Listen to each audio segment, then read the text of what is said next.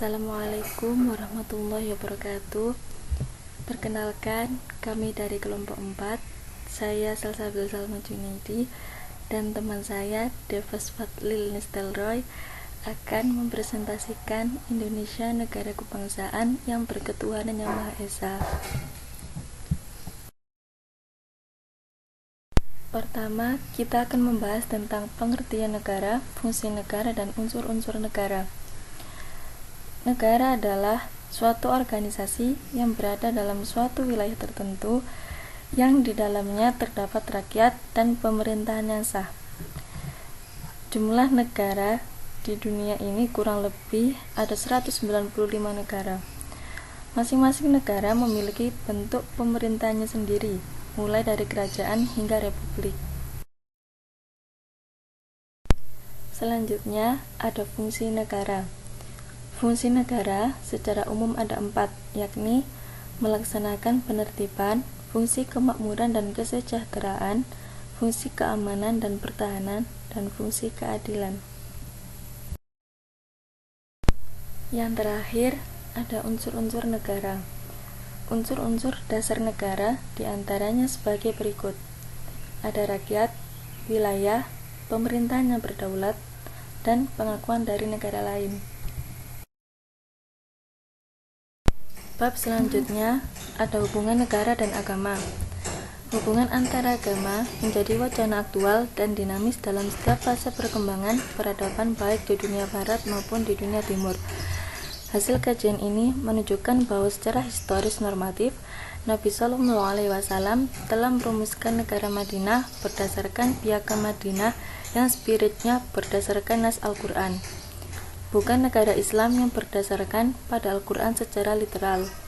Para ulama yang menjadi pendiri negara Indonesia juga telah merumuskan Pancasila sebagaimana termaktub dalam pembukaan UUD RI 1945 sebagai bangunan ideal dalam membangun relasi agama dan negara Indonesia, sehingga agama dan negara dapat berkembang secara dinamis dialektis. Next, bab selanjutnya adalah nilai-nilai Pancasila sebagai dasar negara. Bisa kalian lihat, Pancasila sebagai dasar negara terletak pada kedudukannya sebagai sumber dari segala sumber hukum di Indonesia.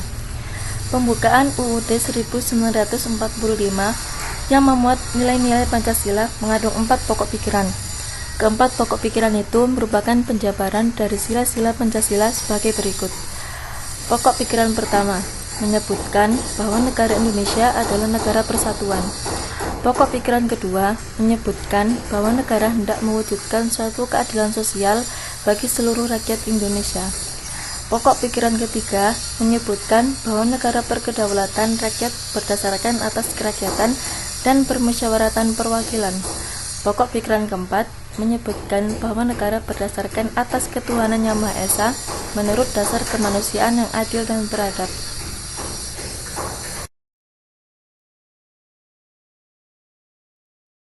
Berikutnya, makna sila ketuhanan yang Maha Esa. Makna kata Maha dan Esa memiliki makna bahwa bangsa Indonesia mempunyai kebebasan untuk menganut agama dan menjalankan ibadah yang sesuai dengan ajaran agamanya, mewujudkan kehidupan yang selaras, serasi, dan seimbang antar sesama manusia Indonesia, antar bangsa maupun dan makhluk ciptaan Tuhan yang lainnya.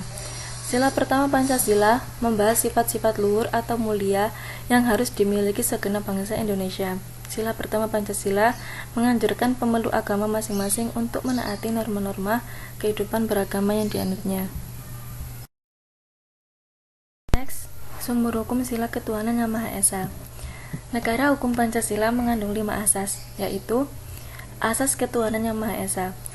Asas ini tercantum pada pembukaan UUD 1945 alinea keempat, yaitu maka disusunlah kemerdekaan kebangsaan Indonesia itu dalam suatu UUD Indonesia yang berkedaulatan rakyat dengan berdasarkan ketuhanan yang Maha Esa. Berdasarkan pernyataan ini, Indonesia merupakan negara yang bertuhan, agama dijalankan dengan cara yang berkeadaban, hubungan antar umat beragama, kegiatan beribadahnya dan toleransi harus berdasarkan pada ketuhanan. Kebebasan beragama harus dilaksanakan berdasarkan pada 3 pilar, yaitu kebebasan, aturan hukum, dan toleransi. Bab yang terakhir, perwujudan sila ketuhanan Yang Maha Esa dalam kehidupan bernegara. Makna sila pertama Pancasila adalah kemerdekaan beragama bagi bangsa Indonesia dan melaksanakan kebaikan berdasarkan ajaran baik Tuhan. Contoh penerapan sila pertama Pancasila, ketuhanan Yang Maha Esa, yaitu Tuhan Yang Maha Esa sesuai dengan agama dan kepercayaan masing-masing menurut dasar kemanusiaan yang adil dan beradab, meyakini adanya Tuhan Yang Maha Esa. Hidup dan bekerja sama antara pemeluk agama dan penganut kepercayaan yang berbeda-beda sehingga terbina kerukunan hidup. Menghormati kebebasan orang, menjalankan ibadah sesuai dengan agama dan kepercayaannya. Menghormati kebebasan orang, merayakan hari besar keagamaan sesuai keyakinan dan kepercayaannya mereka. Sekian presentasi kami. Terima kasih. Wassalamualaikum warahmatullahi wabarakatuh.